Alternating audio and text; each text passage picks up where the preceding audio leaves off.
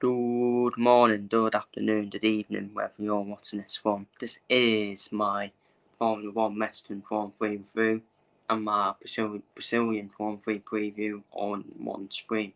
Well, all in one video. So yes, let's get into it then. As a smooth operator, Carlos Sainz ended up winning once again a dramatic Mexican Form 3 where we saw once again Lando Norris and Max Verstappen ended up clashing in back-to-back races in Austin and now in Mexico. But we'll get on to that in a minute. But perfect weekend for Ferrari. What a try from Carlos Sainz especially. He did use out the year to Max Verstappen, but we need consistency in F1 because Carlos Sainz was the one that went off track. Because Max Verstappen forced him off track and he had to give Verstappen the pace back. We need consistency with that because for me, it's just not on now. It really isn't. How Max Verstappen can just get away with pushing people off the track. But so, look, Max Verstappen's better than that. I know he's better than that, Max Verstappen. But for me, he did it with Sainz and he did it with Lando Norris during the race as well. And Carlos Sainz, well-deserved winner, in my opinion. Just the way he fought back against Verstappen as well. See, if that was Charles Leclerc would be a coward and a bottle job, and you just let Max Verstappen by. Carlos Sainz showed fucking fight against him, showed fight against Max Verstappen, and Verstappen didn't like it, did he? He didn't like it when Sainz was covering him off. But fair play to Carlos Sainz, unbelievable try from him. And I don't know why he's staying. I don't know why he's leaving Ferrari. It should be Charles Leclerc, the one leaving Ferrari. People be like, what makes you say that?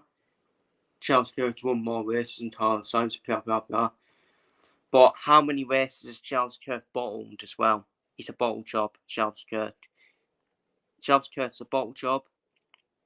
All these people saying he's still in the title race, though. Oh, yeah, but mathematically, but he's not going to fucking join the title race, let's be real. Ferrari may end up winning the constructors now. We actually don't know now because McLaren seems to have fucking fell off as well. All of a sudden. And yet Ferrari back in it. But we'll talk about drivers and constructors in a minute. But brilliant drive from Carlos Sainz. And for me, my driver of the day, Carlos Sainz, my driver of the day. And, but, yes, let's straight into it then. What you all came for, once again, Max Verstappen and Lando Norris end up colliding once again. And it was more spicier than fucking Austin, I'm telling you, wasn't it? It was more spicy than Austin. And then Verstappen, he pushed Lando Norris off the track. Yes, you can say Max Verstappen was ahead at the apex, but I am not being funny, but I said it in Austin, Max Verstappen again could have given more space. There was no need for him to close the track door. But again, I will say though, it's the way Max Verstappen races. You can't just like someone put a tweet up. You can't like Ayrton Senna and Michael Schumacher and then hate Max Verstappen because they all done the same thing. Senna, Verstappen, and Schumacher. They all did the same thing.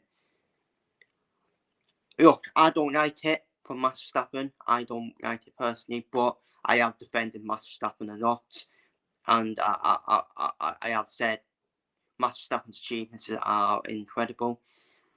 But I agree with Martin Brundle. I think Max Verstappen can be better than that. I think he can be better than that. I don't think he needs to do this for me, Max Verstappen. And that's why sometimes he has haters, Max Verstappen, because it's just the way he defends as well and not doing the pace off easy. And obviously, after Verstappen pushed Norris off the track, obviously Norris went off the track and stayed ahead of him. This was the turn where Norris was happy to get Max Verstappen by, and Max Verstappen fucking drove him off the track. I mean, I couldn't believe my eyes. I couldn't believe it. When Lando Norris was getting the PS by, was getting Verstappen by, Verstappen just drove him off the track. That's the bit I don't like about Max Verstappen. I actually don't mind the pushing off the track too much, but he is starting to go too far with it, Max Verstappen. But this was far too far. This was way too far by Max Verstappen. He basically drove him off. Basically drove him off the track. And you can't defend that. And obviously he got a 20-second penalty. I think 20 seconds hurts. I think 10-second penalty, definitely. Because that just crossed the line, that one. The way he just drove Norris off the track on their second incident. Maybe, I know it probably was the heated moment, the heat in the moment. But it's a hard one for Verstappen, isn't it? But I agree with Mike Thunder. I do think he is better than that, Max Verstappen. But we all said that when he had that famous title race with Lewis Hamilton, didn't we? In 2021. So I think for me, I just think it is what Max Verstappen is, in my opinion. He is what he is. But they're still going to allow it, so we need to stop moaning about it. Look, when I was watching it, it was exciting. Oh, I was loving it. That's what I love about F1. You want to see these heated battles between the two of them. And these two are actually best mates. Well, start of the season, they were best mates. Verstappen and Norris. I said it once, didn't I, with Hamilton and Rosberg, that they were best mates as well. And all of a sudden, we know how that ended. It ended toxic. And Verstappen, I do think the friendship's kind of ruined a bit. Especially if Max Verstappen is the one to win the Drivers' Championship, which I still think he will. I think Norris will feel bitter about it with obviously what happened in Austria, Austin last week, and now Mexico. There were massive races for Lando Norris, weren't there? So obviously rapidly closed that down. But hang on a minute. Hang on. There we go. But yeah, that's what I will say on that. But let's have a look at how it ended then with the classification. Per Dadsey got in the points, which was a good try from him in Alpine. Both Haas drivers got in the points as well. They had a very good weekend and looking to keep hold of that 6th place in the constructors' standings. Oscar Piastri, not the greatest race, but it was damage invitation for Oscar Piastri after poor qualifying, after getting knocked out in qualifying 1. Max Verstappen, obviously the penalties obviously affected Max Verstappen's race, and he ended up finishing 6th. Great weekend for Mercedes, definitely a good weekend for Mercedes, 4th and 5th. With where Mercedes are at the moment. Obviously, good weekend for Ferrari. Charles Leclerc showed his bottle job mentality, didn't he? By getting Lando Norris by. Obviously, in that final turn on the start-finish straight, Charles Leclerc couldn't control his car, went wide, and yet Lando Norris by. So, not a good weekend for Charles Leclerc, in my opinion. I'll say how it is. But definitely a good weekend for Carlos Sainz. But still a good weekend for Ferrari as well, to be fair. As they closed the gap on McLaren in the Constructors' Championship race. Jan Stroll, Toro Pinto, Ocon, Bottas, Zhou Guanyu, Liam Lawson, Sergio Perez all failed to score in the points.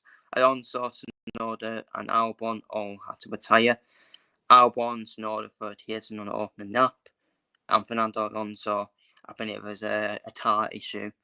Sergio Perez not getting the points. Sergio Perez, and there's a lot of heat now. There's a lot of strong rumours Perez will be replaced at the end of the season. There's a lot of rumours going around. We don't know who it will be with yet. There's Toro Pinto.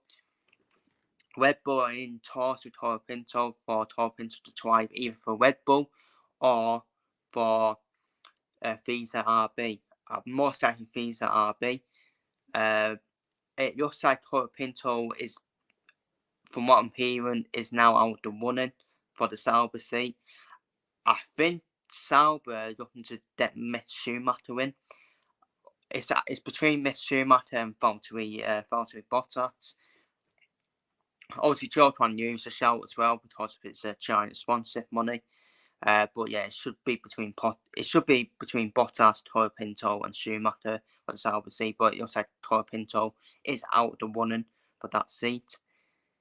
So it's probably looking more like Mick Schumacher because I would suspect Valtteri Bottas will probably go into wide driving, but like Kimi Raikkonen did.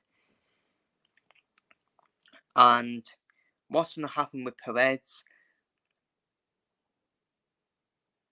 It's going to be interesting because all of a sudden, if Perez is available, Aston Martin might think, you know what, let's get rid of Dan Stroll and get Perez in to drive alongside Alonso. Because I think Perez still good enough. He's definitely still good enough to drive in F1. Just not good enough to drive Red Bull, as I said, for a number of months now. And he's probably cost Red Bull the Constructors' Championship as well. Not just that though, I think Adrian Newey even had a part to play with that as well. Because that is a huge coincidence. Red Bull seemed to drop off after Adrian Newey went. And yeah, I think Perez could be completely done from F1, to be honest with you. Who would get the Red Bull seat though? Because I can't see Toro Pinto getting it, and I can't see Liam Lawson getting it either. Because I just think Liam Lawson done straight into that Red Bull seat. It's just far too early, in my opinion. As much as Liam Lawson's been brilliant since he obviously rejoined F1 and replacing Daniel Ricciardo. Ricciardo's not going to see at Red Bull because I think Ricciardo's done now in F1 completely. So is it going to be Yuki Tsunoda? We all wonder. Is it going to be Tsunoda who's under the seat at Red Bull? That would be mental. That's ludicrous if that happens. That's just stupid. Because I think Yuki Tsunoda is a headless chicken in that F1 car. I think he's a headless chicken. Max Verstappen ain't done like it either. And I tell you what, Tsunoda won't back out. He won't back out either. I honestly think he will. I just think it's a car crash for the team if Tsunoda joins Red Bull. I think it's an absolute car crash. Because Max Verstappen and Tsunoda, I don't think they'll get on at all. And Tsunoda, he will race Max Verstappen. He won't get out of the way for Max Verstappen. He won't listen to team orders either. So that's why I think that I just don't think that can happen. And if that does happen, Red Bull are officially finished, in my opinion. But I think Red Bull are finished after this season. And I think Max Verstappen won't win the Drivers' Championship in the Red Bull after this season as well. All depends on Red Bull's new engines as well. So that's my thoughts on that. What does it mean for the constructors and driver standings then? So Max Verstappen does have the gap has closed into 47 points. Lando Norris did gain 10 points on Max Verstappen. But again, I don't think that's bad for Max Verstappen. That was only 10 points. Could have been worse. Could have easily been worse for Max Verstappen. And 4 races remaining, 47 points. We still got 2 more. We've got 2 more sprint races this weekend in Brazil and in the penultimate race in Qatar before the final race. 47 points with 4 races remaining is still a massive ask for Norris, in my opinion. And he still needs Verstappen to have a really bad race and an idea have a DNF as well. And I can't remember the last time Max Verstappen's had a DNF. But with the way these last 2 races have been going, I think there could be dangerous territory for either driver. where I actually think the DNF either will cost them massively. Or yes, they both get a DNF, then I think that will probably definitely rule Norris out of it straight away. So I'm not saying Norris should be aggressive against Verstappen, but why not? Do all you can to win. Do all you can to win the Drivers' Championship. Will Norris take that risk his friendship with Verstappen, and try and be dirty with Verstappen by causing Verstappen to DNF? Do all you can. Do all you can to win. That's the mentality of a winner. People won't like it, but I think you need to give Verstappen a taste of his own medicine, in my opinion. Because he caused Norris to DNF in Austria, so I think Norris should get a taste of his own medicine. But yeah, that's how it looks in terms of the title race battle. For me, Charles Leclerc, despite Charles Leclerc is 24 points behind Norris, he's definitely not in contention to win the title, in my opinion, because he's still 71 points behind Verstappen. So he can definitely get second, Charles Leclerc, if Lando Norris falls away. So Piastri's in fourth with 251 points, Carlos Sainz behind Piastri with 240. Hamilton in sixth, Russell 7th, Perez 8th, Alonso 9th, Hulkenberg 10th, Stroll 11th, Tsunoda 12th, Magnussen 13th, Albon 14th, Ricciardo 15th, Gasly 16th, Berman 17th, Toro Pinto 18th, Ocon 19th, Liam Lawson 20th, Zhou Guanyu 21st, Logan Sargent 22nd, Valtteri Bottas 23rd. Zhou Guanyu and Valtteri Bottas are on drivers yet to score points, and that's probably going to stay that way for the remainder of the season. And Logan Sargent will definitely end on 0 points because he is already done from F1. In terms of constructors, then, McLaren have a 29-point lead over Ferrari. So, still to play for in the constructors' battle. Because I never thought Ferrari would get back-to-back wins, but I tell you what, they're definitely in it now.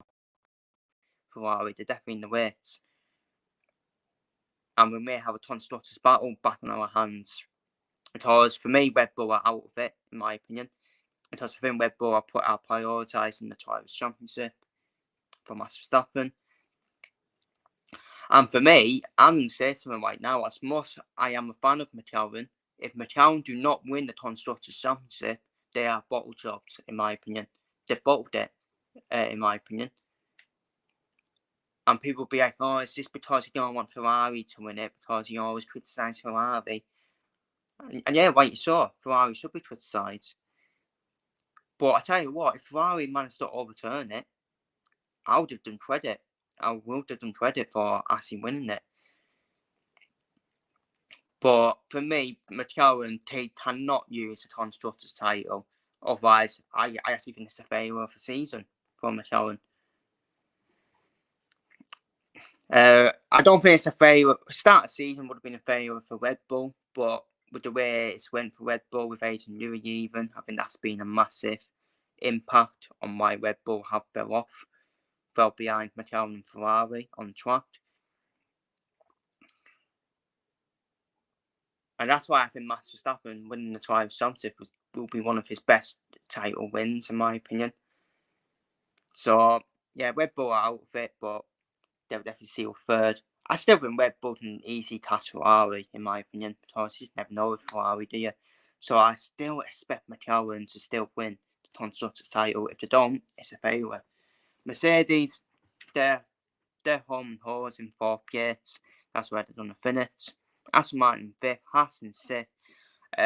Look out for these cats off RB. I think they will be battling Haas for sixth place. Maybe Williams if they sort of act out, but I think Williams will be looking ahead to next season. Alpine in ninth, then I think Alpine looking ahead to next season, and Sauber, who will be finishing bottom. Which means now we move on to the Brazilian Grand Prix. Sao Paulo, of course, the Autodromo Jose Carlos Pérez circuit. Historic circuit, of course, for when Lewis Hamilton won his title in 2008 in Tomate Baton, on the final lap. There is 15 turns around the circuit, but there will be a lot of laps of thoughts as it is quite a short circuit. Your overtaking opportunities are when you go up that hill from the start of turns 13 to 14 to turns 15 onto the start finish straight between 15 and turn 1, and your other overtaking opportunities turns 3 to 4, which is quite a non-straight as well. So it is perfect for the sprint format, as we do have a sprint format this weekend. We've only got one practice session on Friday, the 1st of November, 2:30 to 3:30 UK time. Then we've got sprint qualifying year to 1 at 6:30 to 7:15 on the same day. Then we've got the sprint race on 2 p.m. to 3 p.m. on Saturday. Then we got qualifying on the same day, actual qualifying 6 p.m. to 7 p.m. And we got the race at 5 p.m. on the Sunday, which is 5 p.m. nights out. The summary then, the iconic circuit with all steel features and charm plenty, but don't take its finnable airs as a sign of easy one, with a very rough surface, twists and corners, and the final straight, which practically demands battles. You'll need to make sure all the right calls and pit wall in Brazil. So that's the setup then. Your speed tournament is crucial. Fostering top speed and DRS effectiveness is also recommended. Favours cars with balanced stats. Part on straight and part twists and seams of corners is a circuit of two halves, which will require equal levels of confidence to matter. A one-stop pit strategy may be tempting, but you need to be spot on with your tyre management as the hard surface takes its toll. The time lost in maintaining your tyres may be better spent in the pit. The penultimate sprint of the season, Internationals could be your last chance to put and gain some extra points. Going to be massively crucial in the title race as well. Every point matters. The tournament coming into the final straight can be a good place to put, but be sure you can maintain any gains as you'll quickly be hitting another straight and DRS zone. The circuit information then is a high balance circuit. Circuit length is 4.3 or 19 meters. First Grand Prix 1973. Number of laps 71. Race distance 305.879 meters. Lap record was set by Valtteri Bottas in the Mercedes in 2018 with a 1:10.539. Safety car chance is 67%, and the pit lane time loss is 23 seconds. As I said, with the possible race strategies, your best bet is a two-stopper. The best one is starting on the softs, coming in for the mediums, and then ending on the softs. Or you can start on the mediums, put a fresh set of mediums on as well, and ending on the softs. And you got a free stopper with a soft, medium, soft. And you got the one stopper where you need to manage your tyres really well for that to work is stand on the medium and coming in for fresh hard tyres. So even though I haven't done it in the past, I am going to do my sprint qualifying prediction. I've done Fernando Norris, Charles Leclerc, Carlos Sainz, Max Verstappen, Oscar Piastri, George Russell, Lewis Hamilton, Nico Hulkenberg, Kevin Magnussen, Sergio Perez as top 10 in qualifying 3. Done for Albon, Lawson, Tsunoda, Alonso and Toro Pinto to get knocked out in qualifying 2. And I've done for Stroll, Darcy, Ocon, Bottas, Zhou Guanyu to get knocked out in sprint qualifying 1. In terms of my sprint race prediction, I think Lando Norris needs to take advantage of this sprint format. But I don't think he will take advantage that much because I think Max Verstappen, he does well in sprint formats, Max Verstappen. So I think Verstappen will finish behind Norris, Charles Leclerc 23rd, Piastri, Sainz, Russell, Hamilton, Hulkenberg are all getting the points in the sprint format. Onto my actual qualifying prediction. I done for Lando Norris to start on pole, to grab pole position. Charles Leclerc, Carlos Sainz, 2nd and 3rd. Verstappen's qualifying 4th. Piastri, Russell, Hamilton, Hulkenberg, Madsen, and even Lawson to all make it through to qualifying 3. Albon, Toro Pinto, Tsunoda, Alonso, and Perez to all then knocked down qualifying 2. Stroll, Dazi, Ocon, Bottas, and Chopin U to all then knocked down qualifying 3.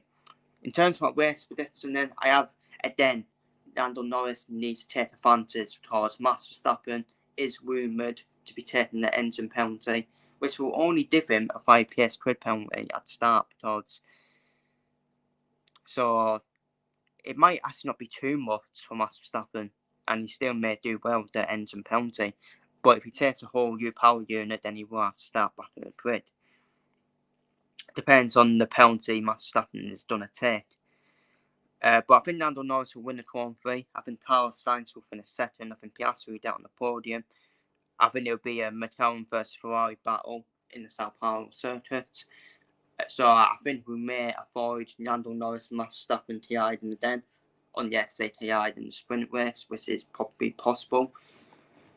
Hamilton, I don't for Hamilton to finish in 6th, Russell 7th, Lawson in 8th.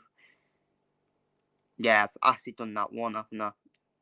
I forgot to put who will finish 9th and 10th. So yeah, I think Nico Hulkenberg will finish in the points as well. So that's my mistake. I do apologise.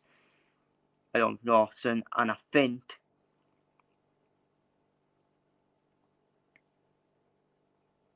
I'm going to go for Toro Pinto to stay in the points as well. I'm going for Hulkenberg and Toro Pinto to finish 9th and 10th. So that is my race prediction then. And that is my Mexican Grand Prix review and my Brazil Grand Prix preview.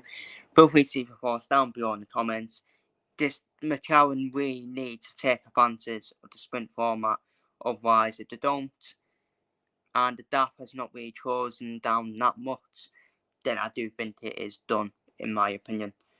Even though I still think it's a bit ass anyways. But anyways, feel free to leave your thoughts down below on everything I spoke about. What were your thoughts on the Mexican Grand Prix? And what are your thoughts on the Brazilian Grand Prix down below in the comments? Take care, stay safe, see you later as we head to Sao Paulo this weekend.